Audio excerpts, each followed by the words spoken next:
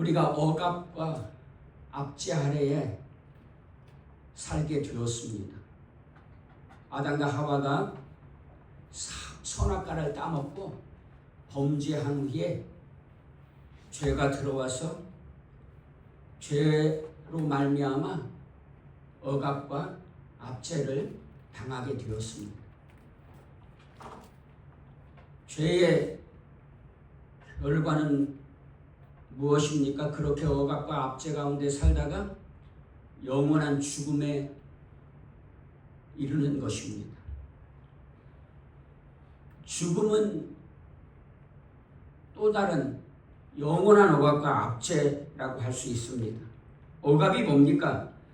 억압이란 권력이나 힘을 이용해 개인이나 집단을 억누르고 자유를 제한하는, 그러니까 자유를 누리지 못하게 하는 삶을 살게 하는 것이 억압이란 말이죠. 북한은 공산주의 사상으로 억압 가운데 있습니다. 그걸 부인하는 사람이 누가 있습니까? 다 동의하잖아요. 사실 세계 모든 사람이 동의한다고 해도 과언이 아닙니다. 우리나라는 물론이거니와 지금도 김정은입니까? 김정은이의 통치 아래 억압받고 있잖아요. 오직 북한에서 억압받지 않는 사람은 누구밖에 없어요? 김정은이밖에 없는 거예요. 그런데 그런 억압이 싫어서 탈북을 했답니다. 어떤 분이 나이가 좀 어느 정도 드신 한 60대나 됐을라나 그런 분이 여러 명이 탈북을 해서 있는데 북한에 어떤 물난리가 나고 그런 일이 생겼대요. 그랬더니 그 억압이 싫어서 탈북을 했는데 장군님 걱정을 하고 있더랍니다. 거기서 그 나이가 어느 정도 드신 할머니가 이제 막 물난리 났다는데 우리 장군님 어떻게 큰일 났네 그러고 있더라는 거예요. 이것이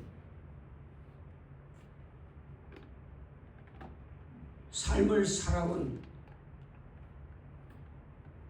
어떤 삶을 살았느냐, 어떤 사고방식을 가지고 살았느냐, 이것이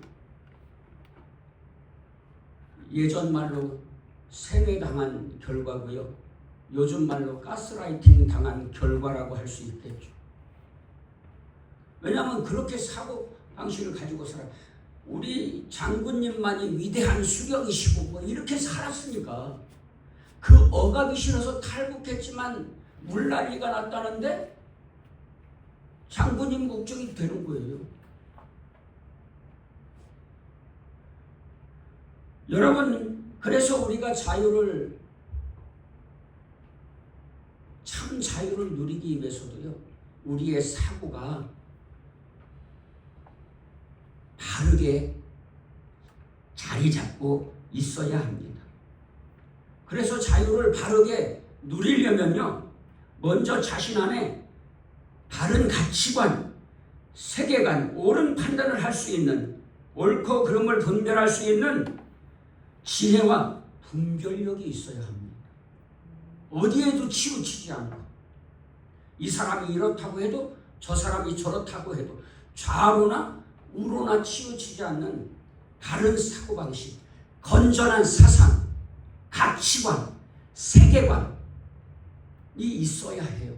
그래야 누가 뭐라고 해도 거기에 치우치잖아요. 부하매동하지 않고, 누가 군중심리에 끌려서 와 우르르 몰려갔다가 이쪽에서 또 하면 이쪽으로 우르르 몰려가고 이리저리 끌려다니는 인생을 살지 않고 참된 자유를 누릴 수 있게 되는 줄로 믿습니다. 그런 바른 가치관, 바른 세계관, 바른 건전한 정신, 지혜와 분별력을 가지려면 어디에 뿌리를 받고 있어야 합니까? 절대 진리, 절대 진리인 하나님의 말씀에 깊이 뿌리를 내고 있어야 합니다. 뿌리를 내리고 있어야 합니다. 왜냐하면 하나님만이 창조주이시고 진리이시기 때문입니다. 성경은 하나님에 대해서 이렇게 말씀하고 계시잖아요. 지혜의 근본이시고 지혜의 지식의 근원이시다.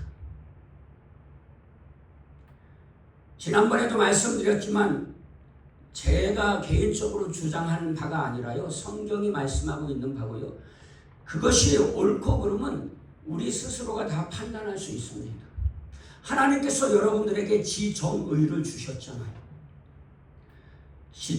지식을 탐구할 수 있는 지적인 존재로, 사랑을 주고받을 수 있는 사랑의 존재로, 의지를 가지고 살아갈 수 있는 의지의 존재로, 지정의 하나님의 형상을, 하나님의 모습을 닮은 자로 하나님께서 창조하셨잖아요.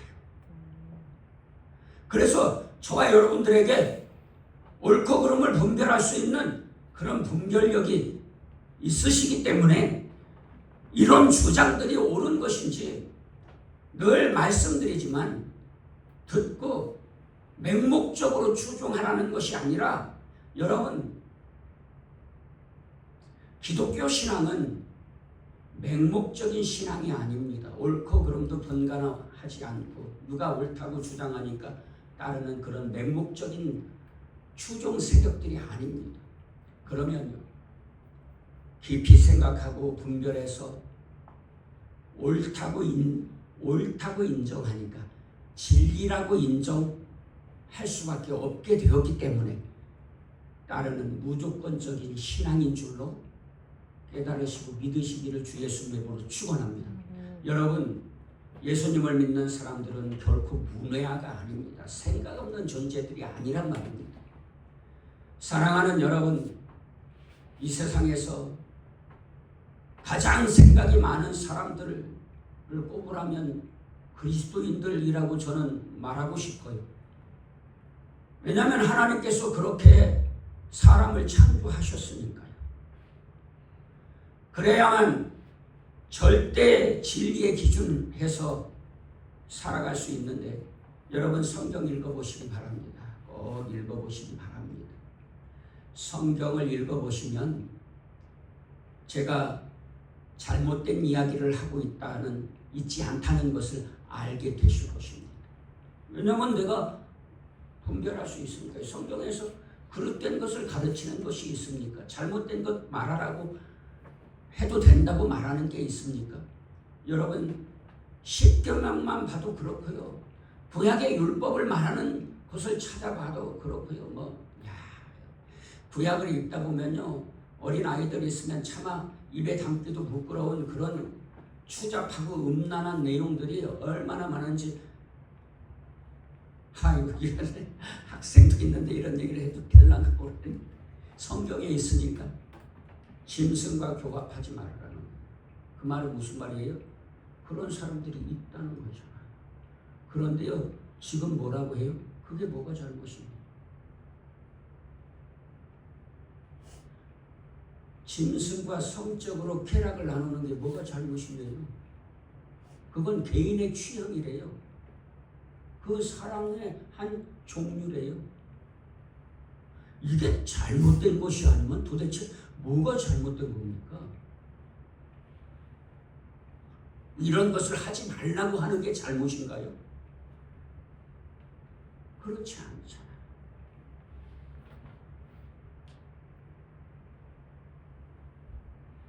성경을 읽어보시면 성경이 절대 진리인 것을 알게 되실 줄로 믿습니다.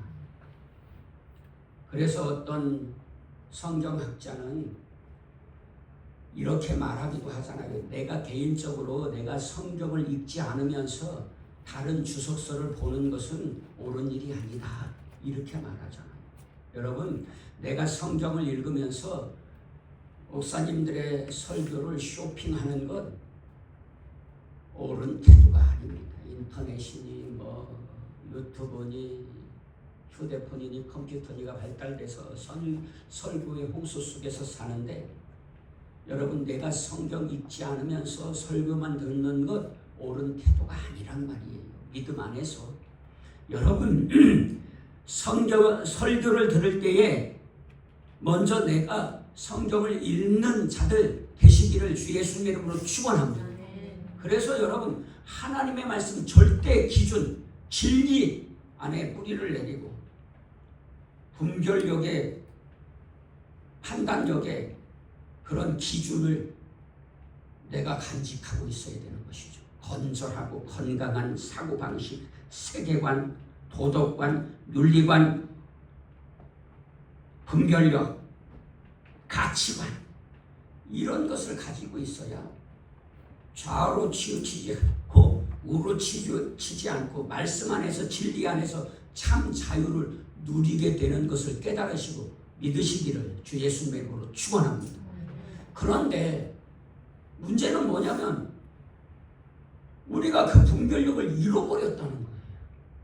아담과 하와가 범죄한 후에 하나님의 형상을 잃어버렸다는 거예요. 지정의를 잃어버려서 전적으로 타락해서 옳은 것을 눈꽃만큼도 생각할 수 없는 타락한 존재가 되었다는 것입니다.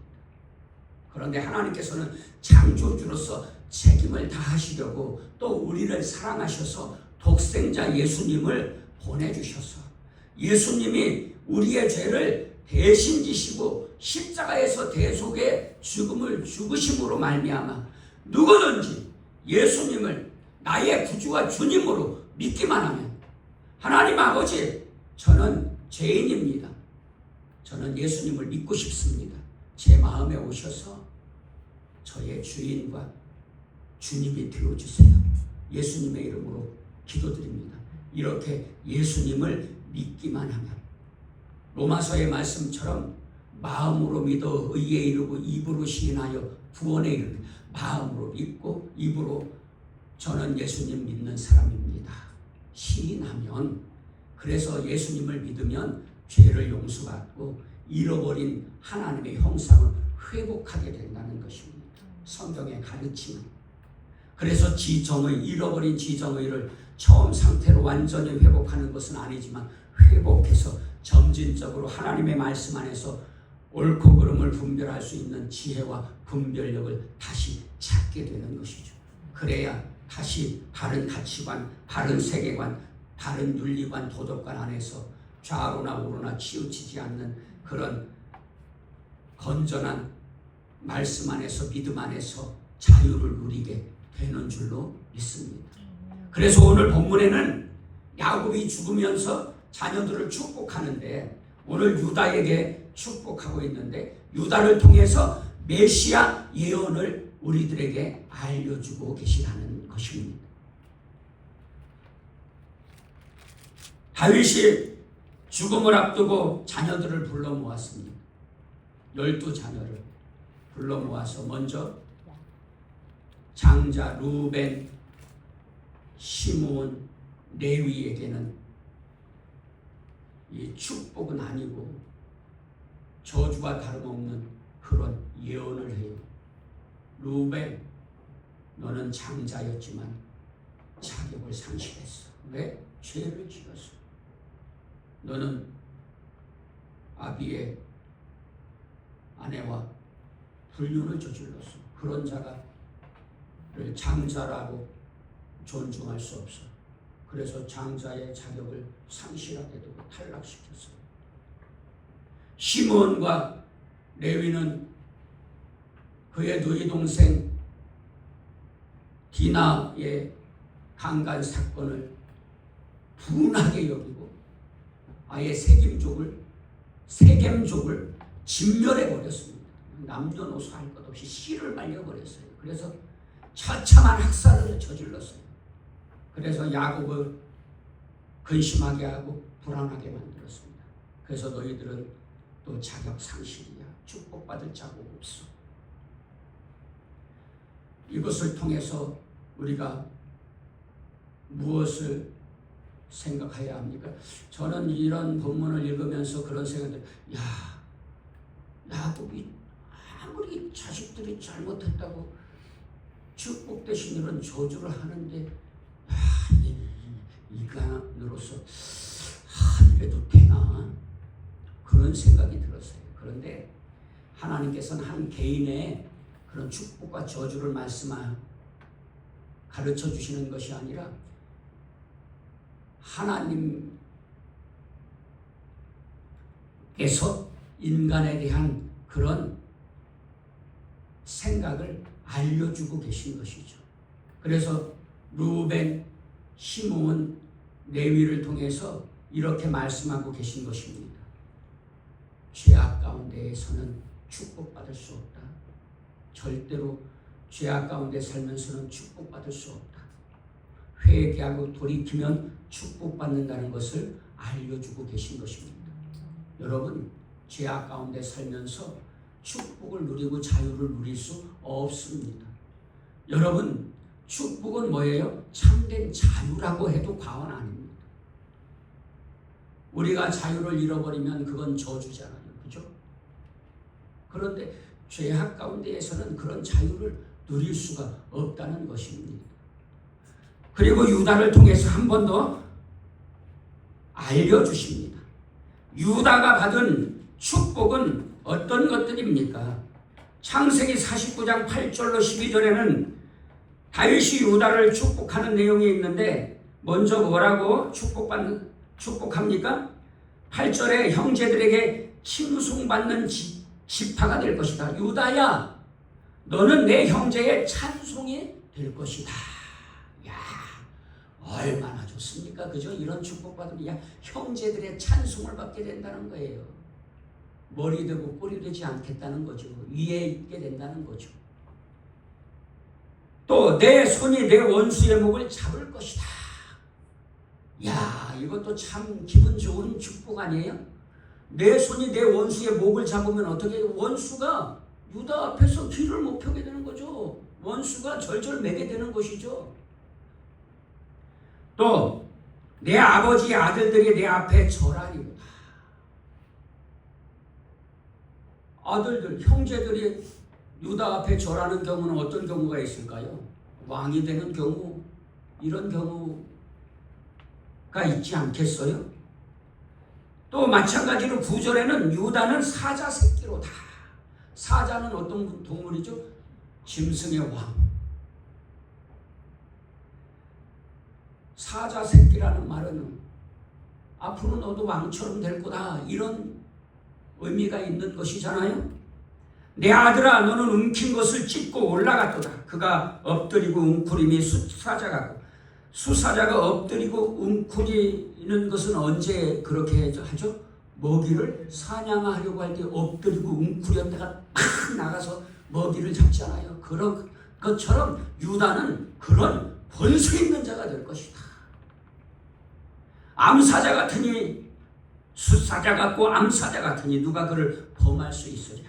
규가 유다를 떠나지 아니하며. 규는 뭘 말하냐면, 규는 홀이기도 하고요, 규를 홀이라고도 하고, 이 규는 뭘 말하냐면요, 통치자의 지팡이를 말하는 거예요. 이 사극이나 그러니까 역사 드라마나 이런 드라마 보면 가끔 장군들이 작은 술 달린 작은 지팡이 같은 거, 막대기를 들고 다니잖아요. 지휘봉이라고도 하고 그런 것들. 이게 통치자의 권위를 상징하는 거란 말이에요.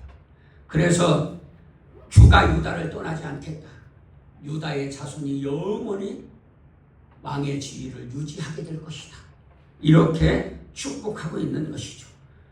떠나지 아니하며 통치자의 지팡이가, 그러니까 규가 통치자의 지팡이를 말하는 것이죠. 통치자의 지팡이가 그 발 사이에서 떠나지 아니하기를 실로가 오시기까지 이르리니. 실로는 누구를 말합니까? 예수님을 말씀하시는 것이죠. 실로가 오시기까지 이르리니 그에게 모든 백성이 복종하리로다. 예수님이 오시면 사람뿐만 아니라 우주 만물이 그 앞에 복종하게 된다. 처음 오셨을 때에는요, 십자가에 죽으시러 오셔서 모든 백성이 그 앞에 엎드렸지만요, 온전히 엎드리지 않았잖아요. 그런데 이제 부활 승천하셔서 예수님이 다시 오시면요, 그 앞에 모든 우주 만물이 엎드려 복종하게 되고 예수님을 믿지 않는 자들은 벌벌 떨게 되고 예수님을 믿는 자들은 들림을 받아 영원히 주님과 함께 세상을 다스리게 될 줄로 믿습니다. 그의 나귀를 포도나무에 매며 그의 암나귀 새끼를 아름다운 포도나무에 맬 것이다. 예수님이 오실 때에 나귀 타고 예루살렘에 입성하셨잖아요. 그것을 예언하고 예표하고 있는 것이죠. 또 그 옷을 포도주에 빨며 그의 복장을 포도즙에 빨리로다. 예수님께서요, 여러분 피를 뒤집어 쓰셨잖아요. 채찍에 맞으시고 창으로 찔리시고 머리에 가시관 쓰시고 십자가에 달리셔서 물과 피가 한 방울도 남아있지 않도록 다 흘리시고, 그래서 사실 예수님은요 말라 죽으셨잖아요. 산채로. 야, 이런 고통을 도대체 왜 예수님이 당하셔야 합니까? 우리를 사랑하셔서 우리의 죄를 용서해 주시려고 그러신 것이잖아요. 이런 예수님이 저와 여러분들의 삶을 책임져 주시지 않는다면 이게 거짓말이죠. 이게 가짜 뉴스죠. 이렇게까지 우리를 사랑하신 예수님이 어찌 우리를 모른 척 하시겠습니까? 때로 우리가 믿음 안에서 살아갈 때에 막막하고 힘든 일, 인간적으로 감당할 수 없는 일도 겪게 될 줄로 압니다. 저도 그랬어요.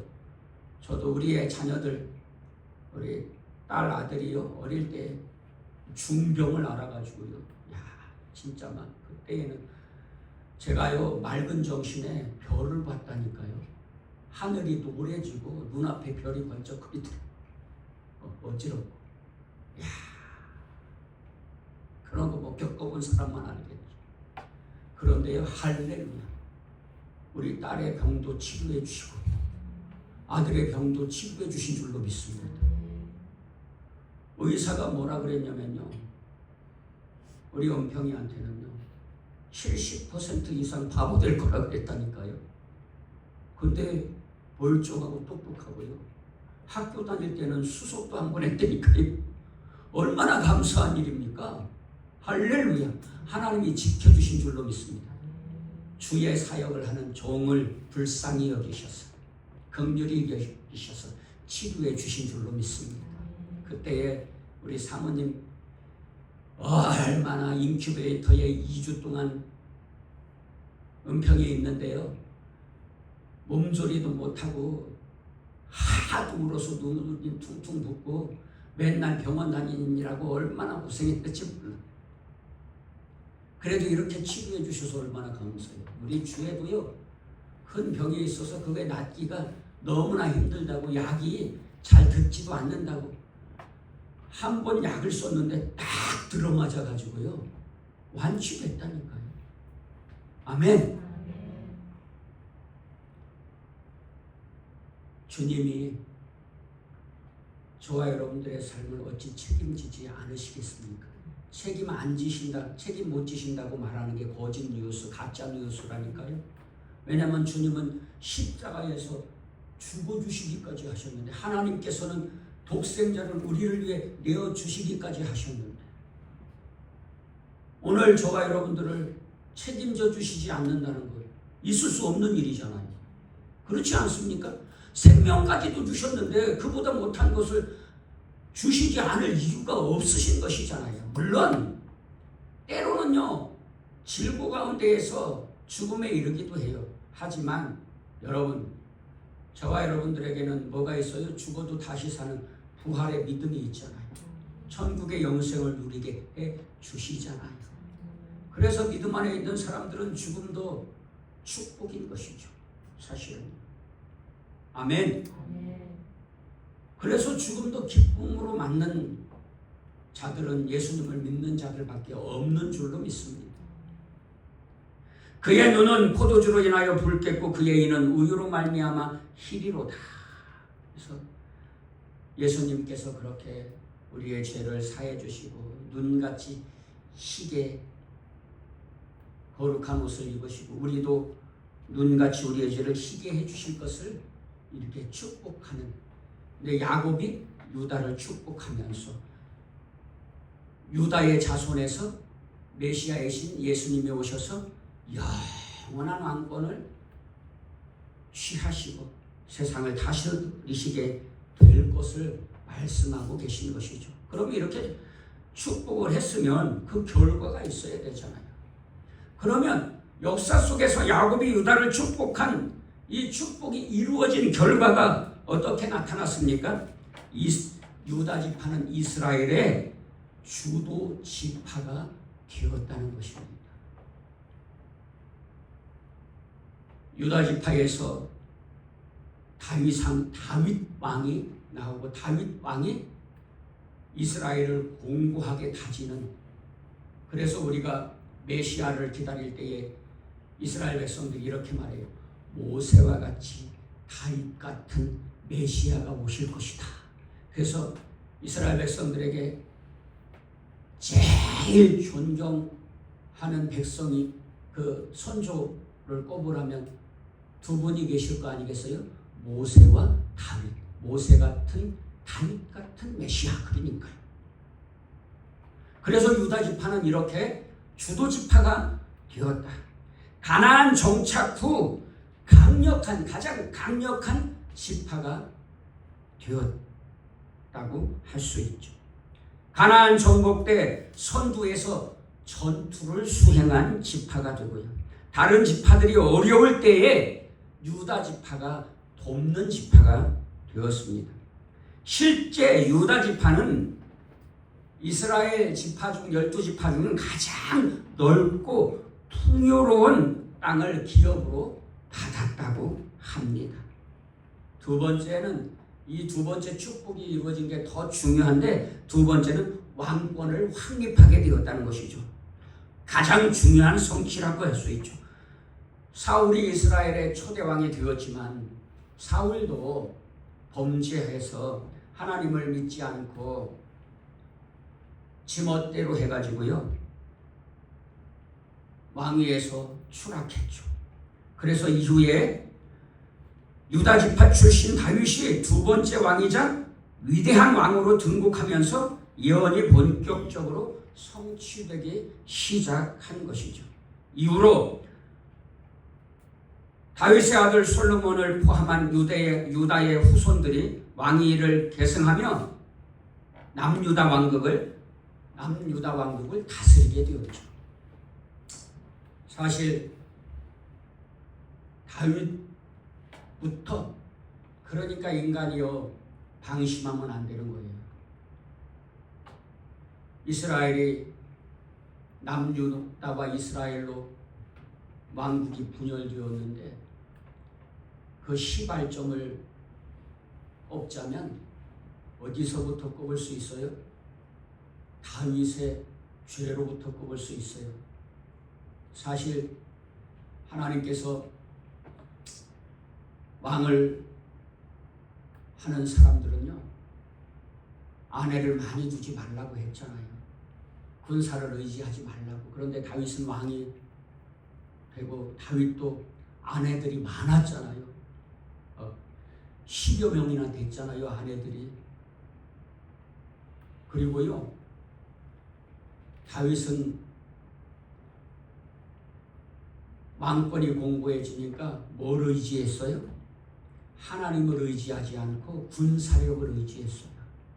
그러다가 얼마나 많은 처참한 일을 겪었습니까? 7만 명이나 되는 이스라엘 백성들이 하나님의 진노로 죽음에 이르게 되잖아요. 그리고요 다윗이 또 무슨 죄를 지습니까? 충성된 부하 우리아의 아내와 간통을 하게 돼서 아들을 낳게 되잖아요. 이것이 시발점이 됐다고 할 수 있겠죠. 이런 죄가. 그리고 이제 다윗이 회개해서 용서를 받았지만 그 후에 밧세바와의 사이에서 난 아들 누구의 솔로몬이 그 다음 왕이 됐단 말이에요. 물론 하나님의 섭리가 항상 있으셨지만 솔로몬 같은 경우에도 사실은 이게 막 정상적인 남녀 간의 관계에서 헤어났다고 보기는 어렵잖아요. 물론 회개하고 또 이제 밧세바를 아내로 맞이해서 첫 아들은 죽고 밧세바와의 사이에서 첫 아들은 죽고 둘째 아들 솔로몬이 왕이 되었지만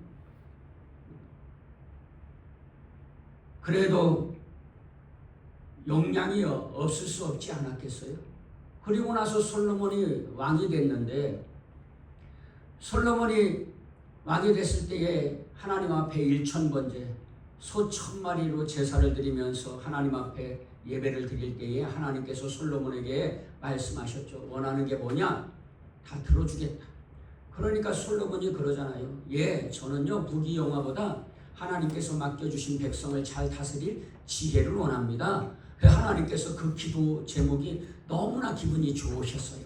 흡족하셨어. 하나님의 마음에 들었어. 그래서 하나님께서요 부귀영화도 누리고 또 지혜로운 자도 되게 지혜도 주셨죠. 그래서 솔로몬의 지혜는 세상에 소문이 났잖아요. 저 이방의 여왕도 솔로몬의 지혜를 확인하러 왔다가 감복하고 야 솔로몬 정말 대단하다. 내가 소문으로만 들었는데 소문 들은 것보다 더하다. 솔로몬을 왕으로 모신 당신의 신하들은 복 있는 사람들이다. 이러고 말이에요. 금은 싸가지고 온 금은 보아 솔로몬에게 바치고 돌아갔잖아요. 스바의 왕이. 그런데 후에 그 지혜를 또 잘못 사용해서 그러니까요. 여러분 하나님이 주신 축복을 잘못 사용하면 폭망하는 겁니다. 하나님이 주신 것 건전하고 바르게 하나님을 찬양하고 예배하는 일에 옳은 일에 사용하실 수 있기를 주 예수의 이름으로 축원합니다. 지혜를 주시면 지혜로 하나님을 경배하는 일에 사용해야죠. 솔로몬이 그 지혜를 의지해서 나라를 지키기 위해서 이방 여인들과 정략적으로 교론해서 솔로몬은 다윗도 아내가 많았는데 솔로몬은요 사실 어떤 면에서는 다윗에게 배웠다고 해도 과언이 아니잖아요. 솔로몬은요 아내가 더 많아. 비교할 수가 없어. 몇 명이나 돼요? 1000명이나 돼요. 1000명이나 돼. 아내의 이름을 다 하긴 뭐 워낙에 똑똑하니까 다 기억을 했겠죠. 그죠? 지혜로우니까.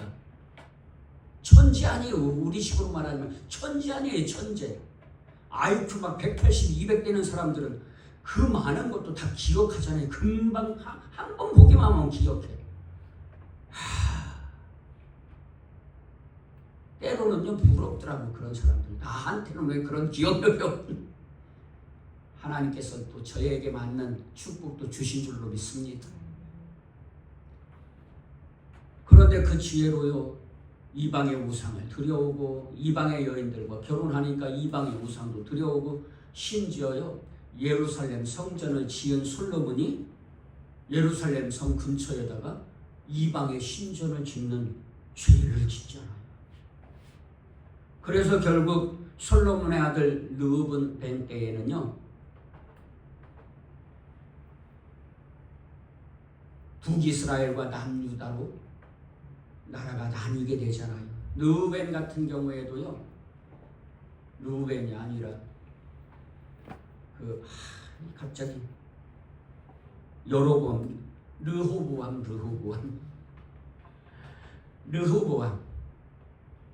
솔로몬의 아들 르호보암 때에도요 사실은 뭐 솔로몬의 죄 때문이라기보다는 르호보암이 어리석어서 그렇게 된 것이잖아요. 르호보암이 왕이 돼가지고 왕의 일을 잘 하고 싶었단 말이에요. 처음에는. 그래가지고 노인들에게 세상 경험이 많은 노인들에게 자문을 구했어요. 그 나이 많은 신하들에게 당신들이 나에게 좀 지혜를 빌려주시오. 내가 어떻게 하면 왕의 일을 잘할 수 있겠소. 그러니까 어른들이 나이 많은 신하들이 세상 경험을 통해서 이렇게 말하는 거예요. 예, 겸손하게 하시고요. 백성들 위하시고요. 세금도 좀 줄여주시고요. 힘든 것 좀 힘들게 해주세요. 그러면요 백성들이 마음으로 왕을 따를 거예요.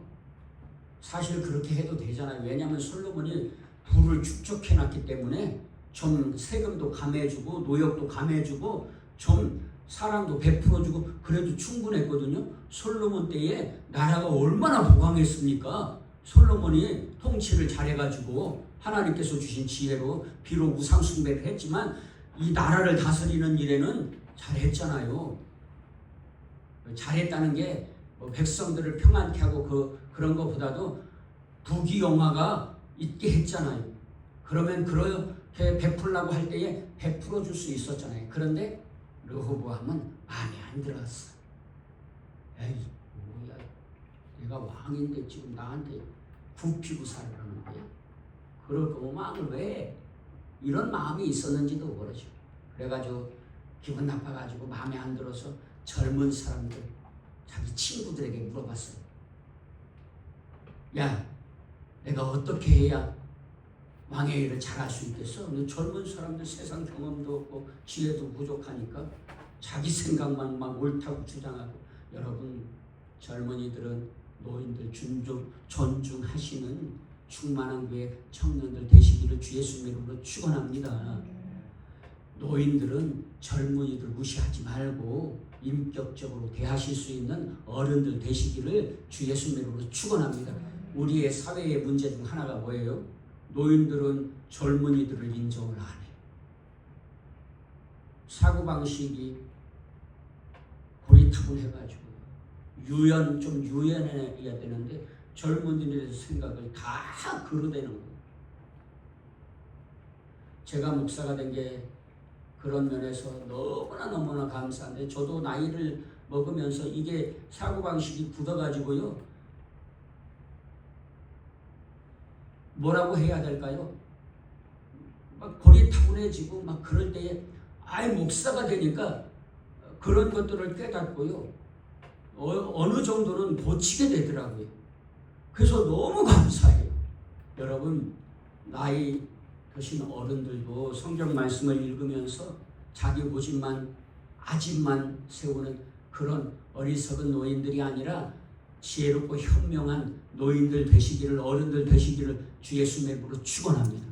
젊은이들은 그냥 뭐 배워가는데 저도 젊을 때 그랬어요. 제 생각이 옳은 줄만 알았어요. 이렇게 그 한 가지 예를 들자면, 이렇게 책을 읽으니까 뭐 아이들에게 자립심을, 독립심을 길러줘야 돼. 그래가지고 제가 어릴 때에 아이들 아주 어릴 때에 걸음 이제 시작할 때에 애들 데리고 손잡고 나가면 우리 은평이가 넘어지기를 잘했어요. 넘어지면요 절대 일으켜 주지 않았어요. 일어나, 우는데도 끝까지 일어나, 네가 일어나 봐. 그거 옳은 줄 알았다니까요. 지금 생각해 보니까 아이고 바보 같은 짓을 한 거야. 굳이 그럴 필요가 없는데, 그것이 옳은 게 아닌데 책만 보고. 이론과 실제는 다르다니까. 일으켜주고 안아주고 그런다고 뭐 자립심이 안 생기는 게 아니잖아요. 독립심이 안 생기는 게 아니잖아요. 일으켜주고 안아주고 도닥여주고 격려해주고 앞으로 넘어지지 않도록 조심해. 그랬으면 얼마나 좋았을까. 후회가 되더라니까. 나이 먹고 나니까. 젊을 때에는요 자기가 다 옳은 줄 알아. 사고가 유연하려면요 유연한 말씀을 들어야 돼요. 하나님의 말씀.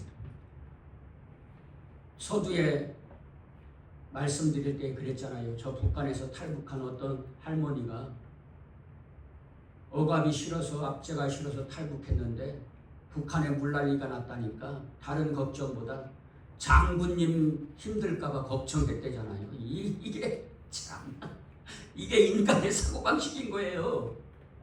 그래서 젊은이들 자기 생각만 옳다고 생각하지 말고요, 살아온 연륜을 무시할 수 없는 거예요. 살아온 삶의 경험과 지혜가 있는 거예요. 그래서 서로 조화를 이루어서 균형 잡힌 그런 건강한 교회를 만들어갈 수 있는 충만한 교회 성도님들 되실 수 있기를 주 예수님의 이름으로 간절히 축원합니다. 그래서 남북으로 분단됐지만요, 유다는 그래도 분단됐지만 유다의 왕권은 계속되게 됩니다. 두 지파를 통해서요. 끝까지 계속돼요. 그리고 드디어 예언한 대로 예수님께서 사람으로 세상에 오셔서 그 예언이 성취돼요. 그리고 그 예수님의 왕권은 영원히 계속되고 있는 줄로 믿습니다. 그래서 어떤 학자들은, 저도 그것을 믿는데요, 지금 예수님을 믿는 사람들이 예수님과 함께 세상을 다스리고 있다고 믿는 것입니다. 여러분, 세상이요, 안 믿는 사람들이 활개를 치고 그냥 권세를 잡고 휘두르니까 자기들 마음대로 다스리고 있는 것처럼 착각하고 있지만요, 그렇지 않습니다. 성경적으로는요, 지금도 예수님이 다스리고 계시고 진노를 하지 않고 심판을 하지 않으시는 것은요, 여러분 오해하시면 안 돼요. 예수님이 무능하시거나 모르시거나 힘이 없으셔서 그런 게 아니에요. 우리들에게 기회를 주시는 거예요. 무슨 돌이킬 기회를 주시는 겁니다. 회개할 기회를 주고 계신 것입니다. 안 그러면 회개할 기회가 없어지는 거잖아요. 돌이킬 기회가 없어지면 영원한 지옥의 저주를 받아야 되잖아요. 그러면 하나님께서 선택한 백성이 있는데 그러면 안 되지 않습니까? 그래서 지금도 예수님께서 세상을 다스리고 계신 줄로 믿습니다. 그래서 유다에게 예언한 야곱의 축복은 예수님의 탄생으로 성취되고 예수님이 재림하시면 영원히 성취되게 될 것입니다. 호리 유다를 떠나지 아니한다는 예언은 궁극적으로 예수 그리스도에게서 최종적으로 성취되었다는 것을 우리가 알 수 있습니다. 이렇게 유다의 예언은 하나님의 섭리 가운데서 하신 일이지만 다 성취됩니다. 르벤, 시몬, 레위에게 한 예언도, 유다에게 한 예언도, 그 후에 다른 아들들에게 한 예언도 그대로 역사 속에서 성취되는 것을 우리가 알 수 있습니다. 성경을 통하고 역사를 통해서 알 수 있습니다. 이런 것을 통해서 우리가 무엇을 알 수 있습니까? 하나님의 언약은 반드시 저와 여러분들에게 성취된다는 사실을 알 수 있습니다. 할렐루야. 사랑하는 여러분, 하나님의 약속의 말씀, 축복의 언약은요, 반드시 저와 여러분들에게 성취될 줄로 믿습니다. 그래서 하나님께서 저와 여러분들의 삶을 책임져 주시고 승리케 하시고 일용할 양식 걱정하지 않게 해 주실 줄로 믿습니다. 궁극적으로는 예수님을 믿는 사람들은 영원한 천국의 영생을 누리게 되고 예수님이 다시 오시면 예수님과 함께 세상을 온전히 통치하는 그런 머리 되고 꼴이 되지 않게 해 주실 줄로 믿습니다. 그러니까 결론적으로 예수님 믿는 자가 되고 그 믿음을 크게 붙잡고 좌로나 우로나 흔들리지 않고 참된 믿음 가운데에서 주님 주시는 참 자유를 누리며 사는 인생 되시기를 주 예수 그리스도의 이름으로 간절히 축원합니다. 기도하시겠습니다.